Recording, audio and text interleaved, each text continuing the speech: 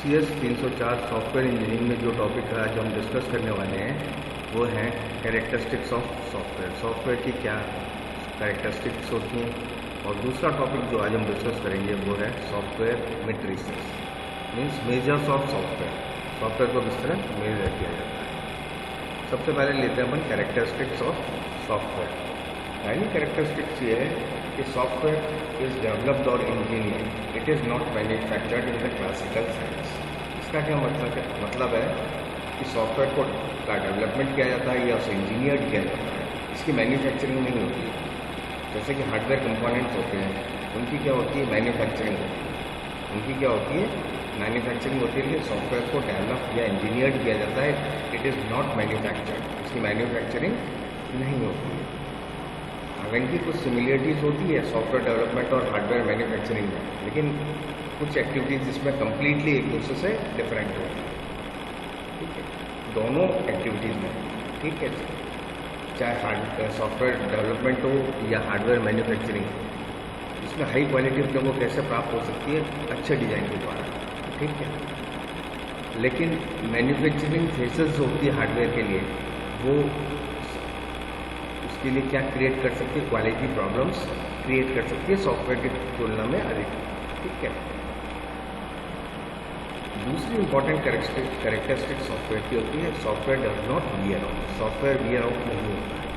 ठीक है, हार्डवेयर जो कंपोनेंट्स होते हैं वो किससे, एनवायरमेंटल फैक्टर से प्रभावित होते हैं, जैसे डस्ट, वाइब्रेशन, अब्यूज़, टेम्परेचर में एक्सट्रीम्स, कम टेम्परेचर हो गया, ज़्यादा हो गया, और बहुत सारी दूसरी एनवायरमेंटल मेलेडीज से क्या होते हैं, प्रभावित होते हैं। तो क्या होता है, टाइम के साथ साथ क्या होता है, इनमें जंग लगना और ये सब चीज़ें होने लगती है, वियर एंड टीयर होने लग जाती है। तो अपनी उस टाइम अपन क्या कहते हैं, हार्डवेयर वियर आउट होने लग गया। जैसे आपने कोई नई मशीन खरीदी है तो वो आपको काम करेगी कुछ सालों को काम करने के पश्चात वो क्या होने लग जाएगा, उसके कभी कोई कंपोनेंट खराब हो गया, कभी कोई कंपोनेंट खराब हो गया, सर उसके कंपोनेंट खराब होने लगेंगे, तब आप क्या कह सकते हैं कि hardware begins to wear out. Software क्या है, not susceptible to the environment maladies. Software प्रभावित नहीं होता एनवायरमेंटल फैक्टर से, जिसके कारण कि हार्डवेयर तो वियर आउट हो जाता है। ठीक है, थ्योरेटिकली अगर अपन क्या है तो फेलियर रेट कर्व जो होता है सॉफ्टवेयर का, वो आइडियलाइज्ड कर्व में के रूप में होना चाहिए। आइडियलाइज्ड कर्व कैसे होगा कि सॉफ्टवेयर में इनिशियल फेलियर रेट क्या होगी, ज़्यादा होगी, क्योंकि टेस्टिंग के दौरान मान लो कोई एरर्स अनडिटेक्टेड रह गई हो तो वो शुरू में अपीयर हो सकती है। लेकिन वंस सॉफ्टवेयर गेट स्टेबलाइज, एक बार सॉफ्टवेयर स्टेबलाइज हो गया उसके बाद उसमें एरर बिल्कुल नहीं आनी चाहिए, और फिर फेलियर रेट उसकी क्या रहनी चाहिए, कॉन्स्टेंट रहनी चाहिए और बहुत कम होनी चाहिए। लेकिन एक्चुअल कंडीशन में ऐसा नहीं होता, ये आइडियलाइज कर रहा है। एक्चुअल कंडीशन में क्या होता है, सॉफ्टवेयर आपने बनवाया, इनिशियली इसकी फेलियर रेट ज़्यादा होगी, वंस एक बार ये स्टेबलाइज हो गया थोड़े टाइम यूज़ करने के बाद, उसके बाद इसकी फेलियर रेट क्या हो जाएगी, बिल्कुल कम हो जाएगी है। उसके बाद आइडियलाइज कर्व के हिसाब से कोई हर वक्त से कम ही रहनी चाहिए। लेकिन एक्चुअल में क्या होता है, हम सॉफ्टवेयर में कोई चेंज कराते हैं, गवर्नमेंट की पॉलिसीज चेंज हो गई, कोई मार्केट की कंडीशन चेंज हो गई, उसके हिसाब से अपने को क्या करवाना पड़ता है, सॉफ्टवेयर में चेंजेस करवाना पड़ते हैं। तो आप जैसे ही कोई चेंज करवाओगे तो एकदम से चेंज होते ही, इंट्रोड्यूस होते ही उसको क्या होगा, फेलियर रेट एकदम से क्या हो जाएगा, बढ़ जाएगा। ठीक है, कोई चेंज हुआ, उसका इम्पैक्ट दूसरे सॉफ्टवेयर के सभी पोर्शंस पर आता है, तो उसका एकदम से फेलियर रेट क्या हो जाएगा, बढ़ जाएगा। ठीक है, फिर उसको ठीक करते रहेंगे, तो जब वो ठीक हो जाएगा वापस उसका क्या हो जाएगा, फेलियर रेट कम हो जाएगा। लेकिन वापस थोड़े टाइम बाद कोई चेंज होगा तो वापस एकदम से फेलियर रेट क्या होगा, उसका शूट कर जाएगा। हार्डवेयर का जो केस है उसमें जो फेलियर रेट का कर्व होता है वो किस तरह का होता है, इनिशियली फेलियर रेट बहुत ज़्यादा होता है कि टेस्टिंग के दौरान कोई फॉल्ट डिटेक्ट होने से रह गया हो तो इनिशियली फेलियर रेट ज़्यादा होती है। वंस कुछ समय पश्चात ये स्टेबलाइज हो जाती है, और ये काफ़ी समय तक स्टेबलाइज रहती है, 5 साल 10 साल। उसके बाद एजिंग फैक्टर आता है कि एज हो गई उस कंपोनेंट की, उसके बाद क्या होने लग जाते हैं, इसमें वियर और टीयर होने लग जाते हैं, और फिर इसकी वापस फेलियर रेट एकदम से तेज़ी से क्या होती है, बढ़ती है। ये जो बाथ टब कर्व कहलाता है, क्या कहलाता है, ये कर्व हार्डवेयर फेलियर रेट का कर्व बाथ टब कर्व, क्योंकि इसका शेप किस तरह है, नाने के टब की तरह है। अब हार्डवेयर कंपोनेंट कोई वियर आउट हो जाता है तो उसको क्या, इसके द्वारा रिप्लेस किया जाता है स्पेयर पार्ट के द्वारा। ठीक है। सॉफ्टवेयर में ऐसे कोई स्पेयर पार्ट नहीं होते हैं, ठीक है। अगर सॉफ्टवेयर में कोई फेलुअर हो रहा है तो वो क्या करता है, वो क्या दिखा रहा है कि कोई एरर है डिज़ाइन में, या उस प्रोसेस में कोई एरर है जिसके थ्रू अपन क्या कर रहे हैं, डिज़ाइन को मशीन एग्जीक्यूटेबल कोड में कन्वर्ट कर रहे हैं, कोडिंग में कोई एरर है, ठीक है। तो जो सॉफ्टवेयर मेंटेनेंस टास्क होता है, सॉफ्टवेयर के मेंटेनेंस का टास्क होता है, वो हार्डवेयर मेंटेनेंस टास्क की तुलना में काफ़ी क्या होता है, कॉम्प्लेक्स होता है, काफ़ी क्या होता है, कठिन होता है, ठीक है। सॉफ्टवेयर इसलिए कहा जा सकता है सॉफ्टवेयर कभी वियर आउट नहीं होता है, बट इट में डिटोरिएट, ये क्या हो सकता है, इसमें डिटोरिएट हो सकता है, इसका क्षय हो सकता है, क्योंकि पॉलिसीज़ वगैरह चेंज हो रही है, उसके हिसाब से उन पॉलिसीज़ को आपका पुराना सॉफ्टवेयर कवर नहीं कर रहा, ठीक है। ये चीज़ें हो सकती है, लेकिन software does not wear out, software wear out नहीं होता, it can deteriorate.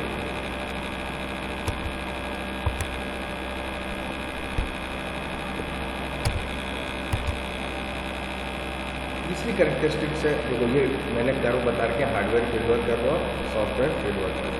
Hardware failure curve में क्या होता है, शुरू में फेलुअर रेट ज़्यादा हो सकती है, क्योंकि मैन्युफैक्चरिंग के दौरान कोई अनडिटेक्टेड एरर रह गई है तो वो अपीयर हो सकती है। वंस एक बार ये सब एरर ठीक हो गई, वो स्टेबलाइज हो जाता है, काफ़ी समय तक स्टेबलाइज रहता है, और फिर क्या होता है, एजिंग फैक्टर के कारण बाद में वो वापस उसमें क्या होने लगती है, बार बार वियर एंड टियर होने लगती है, और सॉफ्टवेयर क्या हार्डवेयर क्या हो जाता है, वियर आउट हो जाता है, ठीक है। सॉफ्टवेयर का केस में देखो, एक दो कर, एक तो आइडियलाइज कर और एक क्या है, एक्चुअल कर। आइडियलाइज कर तो ये कहता है शुरू में फेलुअर रेट ज़्यादा होगी और उसके बाद उसकी फेलुअर रेट एकदम कॉन्स्टेंट हो जाएगी, है ना। लेकिन एक्चुअल में ऐसा नहीं होता है, मैंने आपको बताया कि सॉफ्टवेयर आपका शुरू में फेलुअर रेट ज़्यादा होगी, वंस स्टेबलाइज हो गया, ठीक है, उसके बाद फेलुअर रेट उसकी क्या हो जाएगी, कॉन्स्टेंट हो जाएगी और काफ़ी कम होगी। लेकिन जैसे आपको क्या होता है, टाइम के साथ साथ सॉफ्टवेयर में चेंजेस कराने पड़ते हैं, आपको चेंज कराओगे तो चेंज कराते वापस इसकी फेलुअर रेट एकदम से क्या हो जाएगी, बढ़ जाएगी, ठीक है। ये एक्चुअल कर्व में दिखाया गया, ठीक है। हालांकि इंडस्ट्री जो है वो किसकी तरफ बढ़ रही है, कंपोनेंट बेस्ड कंस्ट्रक्शन की तरफ, लेकिन सॉफ्टवेयर कस्टम बिल्ड हो रहा है, कस्टमर की रिक्वायरमेंट के अनुसार उनको बनाया जाता है, ठीक है। कोई भी सॉफ्टवेयर कंपोनेंट है उसको इस तरह से डिज़ाइन किया जाना चाहिए और इम्प्लीमेंट किया जाना चाहिए कि उसको अपन क्या कर सकें, अलग अलग प्रोग्राम में रीयूज़ कर सकें। जैसे कोई फैक्टोरियल का एक प्रोग्राम है, उसका आपने सॉफ्टवेयर बना दिया, अब आप 25 प्रोग्राम बना रहे हो, उसमें सब में उसकी ज़रूरत है या दो में उसकी ज़रूरत है, तो उस फैक्टोरियल के प्रोग्राम को डायरेक्टली उसमें यूज़ कर सकते हो, उसे वापस क्या कर सकते हो, उसको आपको वापस बनाने की ज़रूरत नहीं पड़े, उसे आप क्या कर सकते हो, रीयूज़ कर सकते हो, ठीक है। जो मॉडर्न रीयूजेबल कंपोनेंट्स हैं वो इनकैप्सुलेट करते हैं डेटा को और प्रोसेसिंग को जो उस डेटा पे अप्लाई की जाती है, ठीक है। तो इसकी मदद से क्या करते हैं, सॉफ्टवेयर इंजीनियर नए एप्लीकेशन क्रिएट कर सकते हैं रीयूजेबल पार्ट्स को यूज़ करके, ठीक है। हार्डवेयर में क्या होता है, कंपोनेंट रीयूज है, ये तो नेचुरल पार्ट है यूनिट प्रोसेस का। नेक्स्ट टॉपिक अपना आता है सॉफ्टवेयर मेट्रिसेस, ठीक है। सॉफ्टवेयर मेट्रिक क्या होता है, software metric is a measure of software characteristics which are measurable और काउंटेबल। सॉफ्टवेयर मेट्रिक एक मेजर होता है सॉफ्टवेयर कैरेक्टरिस्टिक्स का, जिन कैरेक्टरिस्टिक्स को मापा जा सकता है या गिना जा सकता है, ठीक है। सॉफ्टवेयर मेट्रिक जो है वो बहुत कारणों से काफ़ी महत्वपूर्ण है, जैसे सॉफ्टवेयर की परफॉर्मेंस को चेक करना हो, प्लानिंग करनी हो वर्क आइटम्स की, प्रोडक्टिविटी मेजर करनी हो प्रोग्रामर्स की, और दूसरे कई सारे उपयोग हैं इसके सॉफ्टवेयर मेट्रिसेस के। अब बेसिकली सॉफ्टवेयर मेट्रिसेस है वो दो तरह के होते हैं, एक होता है प्रोडक्ट मेट्रिसेस और दूसरे कौन से होते हैं, प्रोसेस मेट्रिसेस। प्रोडक्ट मेट्रिसेस क्या होते हैं, ये मेजर होते हैं various characteristics of the software product के, सॉफ्टवेयर प्रोडक्ट की विभिन्न कैरेक्टरिस्टिक्स को जो अपन मेजर करते हैं वो क्या कहलाते हैं, प्रोडक्ट मेट्रिसेस।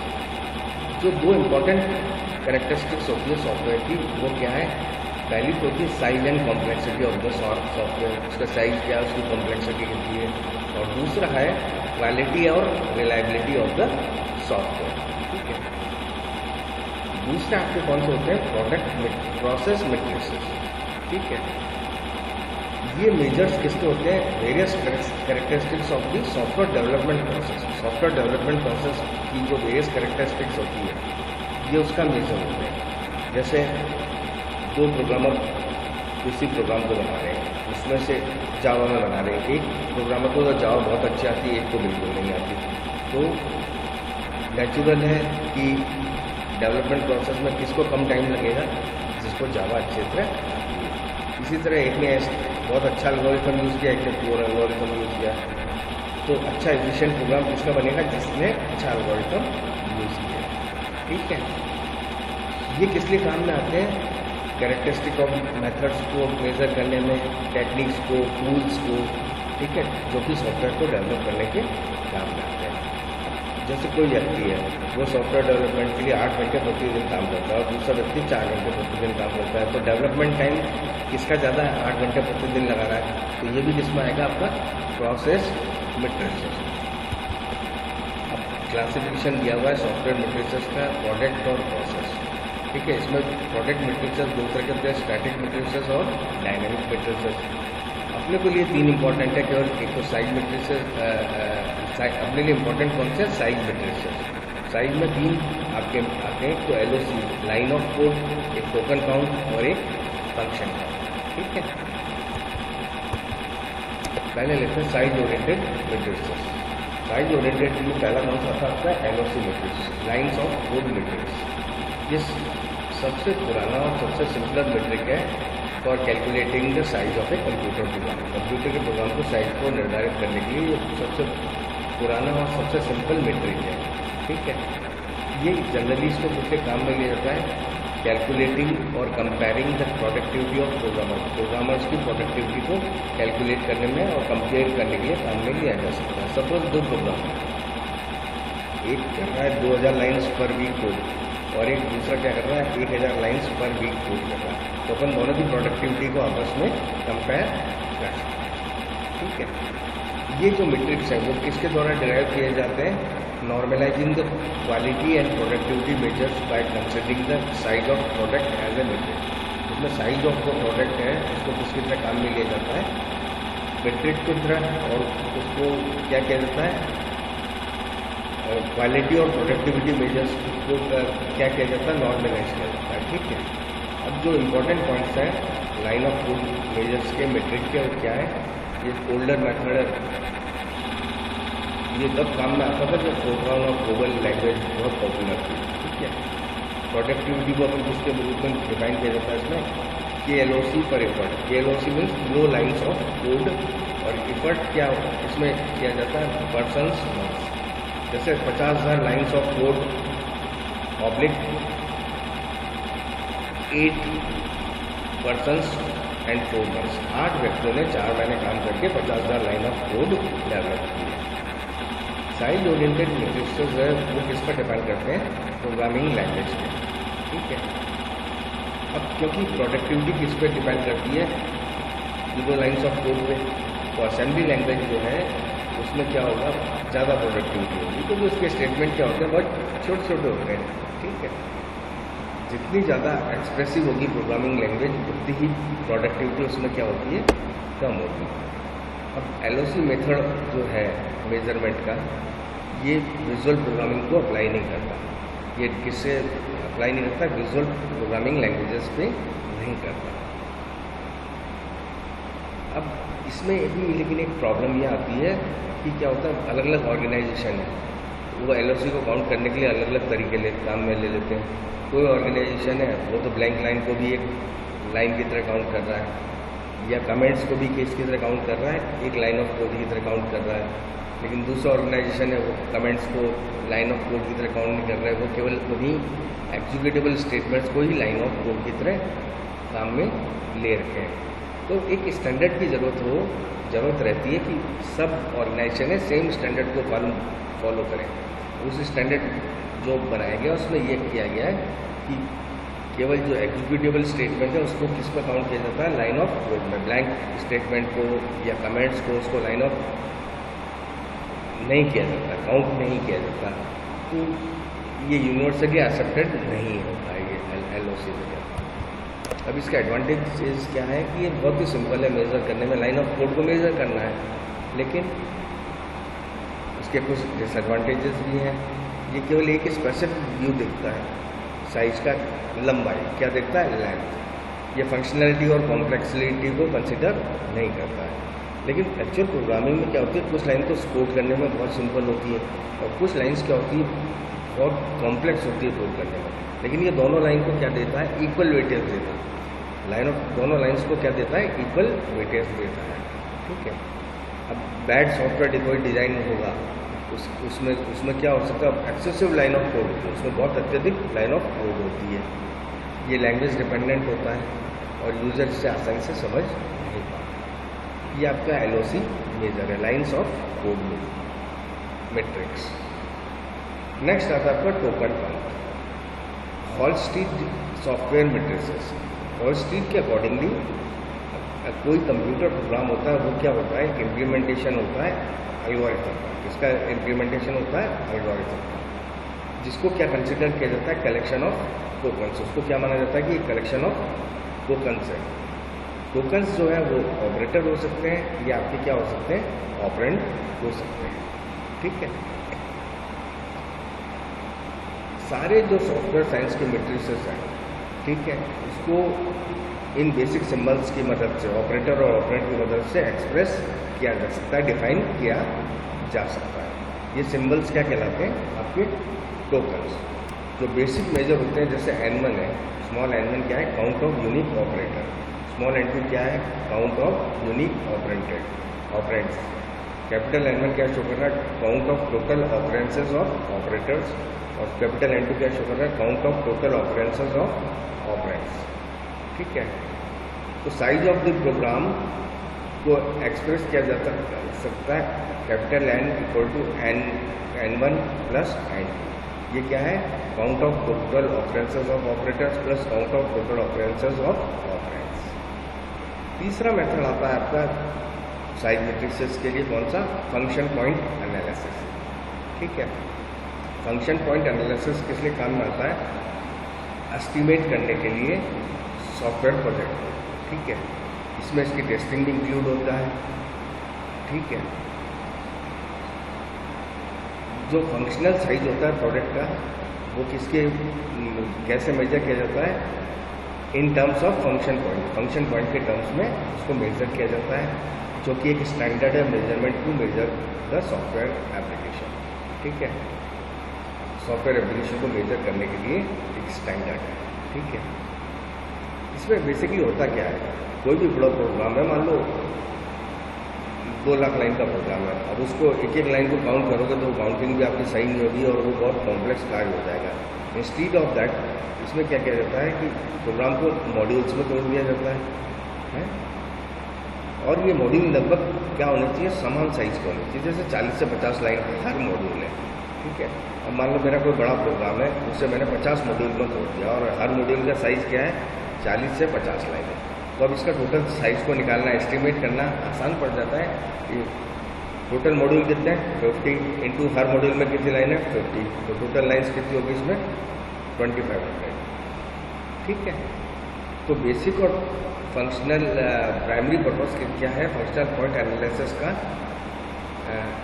कि मेज़र करना और प्रोवाइड करना सॉफ्टवेयर एप्लीकेशन के फंक्शनल साइज को क्लाइंट को, कस्टमर्स को और स्टेक होल्डर्स को ऑन देयर रिक्वेस्ट, वो चाहे उनको चाहिए साइज़ तो उसको बताया जाता है कि मेमोरी रिक्वायरमेंट वगैरह की चेक की जा सकती है कि साइज़, प्रोग्राम का साइज़ होगा, उसके आधार पर भी उसकी मेमोरी रिक्वायरमेंट को डिसाइड किया जाता है।